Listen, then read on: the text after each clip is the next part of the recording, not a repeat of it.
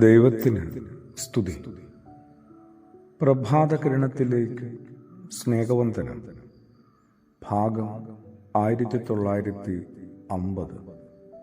ഇന്ന് മെയ് മാസം 3-ാം തീയതി 123-ാമത്തെ ദിവസത്തിലെത്തി. ക്രിസ്തുയേശു പറഞ്ഞതാണ്, നീ ഭിക്ഷ കൊടുക്കുമ്പോൾ, ദാനധർമ്മം ചെയ്യുമ്പോൾ നിന്റെ മുമ്പിൽ കാഹളങ്ങൾ മുഴക്കരുത്. ആ സമൂഹത്തിൻ്റെ നേതൃത്വത്തിനെതിരെയാണ്, ആ മതത്തിൻ്റെ നേതൃത്വത്തിനെതിരെയാണ് ക്രിസ്തു സംസാരിച്ചു തുടങ്ങുക. ധർമ്മദാനം ചെയ്യുമ്പോൾ അത് രഹസ്യമായിരിക്കണമെന്നാണ് ക്രിസ്തു ഓർമ്മപ്പെടുത്തുന്നത്. അതുകൊണ്ടാണ് നിന്റെ വലത് കൈ ചെയ്യുന്നത് സ്വന്തം ഇടത് കൈ പോലും അറിയാതിരിക്കട്ടെ എന്ന് പഠിപ്പിച്ചത്.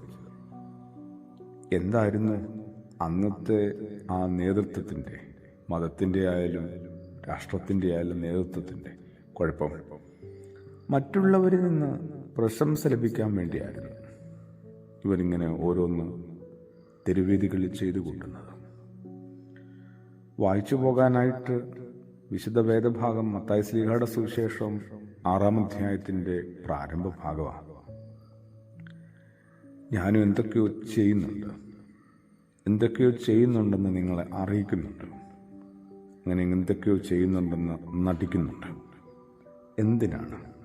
മറ്റുള്ളവരിൽ നിന്ന് അംഗീകാരവും പ്രശംസയും അഭിനന്ദനവും കിട്ടാൻ വേണ്ടി. ഒന്നും കൂടി അതിനെ ഒന്ന് ശുദ്ധീകരിക്കണ്ടേ? നിർമ്മലമായൊരു സ്നേഹത്തിൽ, ഒരു സാഹോദര്യത്തിൽ, ആ ഒരു സ്നേഹത്തിൻ്റെ അഭാവം തന്നെയാണ് ഇത്തരം നാട്യങ്ങളിലേക്ക് എന്നെ തളച്ചിടുന്നത്. മറ്റുള്ളവരിൽ നിന്ന് പ്രശംസ ലഭിക്കാനായിട്ട് കപടനാട്യക്കാരാണ് ഇങ്ങനെ തെരുവീതികളിൽ എന്തൊക്കെയോ ചെയ്യുന്നത്. ഭിക്ഷ കൊടുക്കുന്നതിന് മുമ്പും പിമ്പും അവർ കാഹളം ഊതിക്കും. എന്നുവെച്ചാൽ ആ ശബ്ദം, വിസിൽ ശബ്ദം എല്ലാവരുടെയും ശ്രദ്ധ അങ്ങോട്ട് ക്ഷണിച്ചു വരുത്തും. യേശു പറയുന്നത് അവർക്കുള്ള പ്രതിഫലം ലഭിച്ചു കഴിഞ്ഞെന്നാണ്. അത് കണ്ടുനിന്ന കുറേ മനുഷ്യരുടെ പൊള്ളയായ കുറച്ച് പ്രശംസാ വാക്കുകൾ, അഭിനന്ദനത്തിൻ്റെ ഒരു പുഞ്ചിരി, എല്ലാം പൊള്ളയാണ്. ഒന്നിലും കിട്ടിയവർക്കുമില്ല, കൊടുത്തവർക്കുമില്ല, കണ്ടു നിന്നവർക്കുമില്ല ആത്മാർത്ഥത. അതുകൊണ്ടാണ് യേശു പറയുന്നത്, കുറെ കൂടി രഹസ്യത്തിൽ നന്മ ചെയ്യാനായിട്ട് പഠിച്ചുകൂടെ?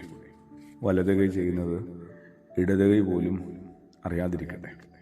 രഹസ്യങ്ങൾ കണ്ടെത്തുന്ന, രഹസ്യങ്ങൾ വെളിപ്പെടുന്ന എൻ്റെ പിതാവ് നിനക്ക് പ്രതിഫലം തരുമെന്നാണ് പറഞ്ഞത്.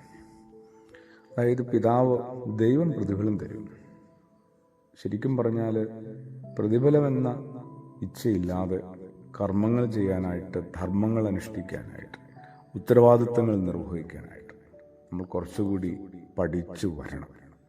ക്രിസ്തുയേശുവിൽ ആമേൻ.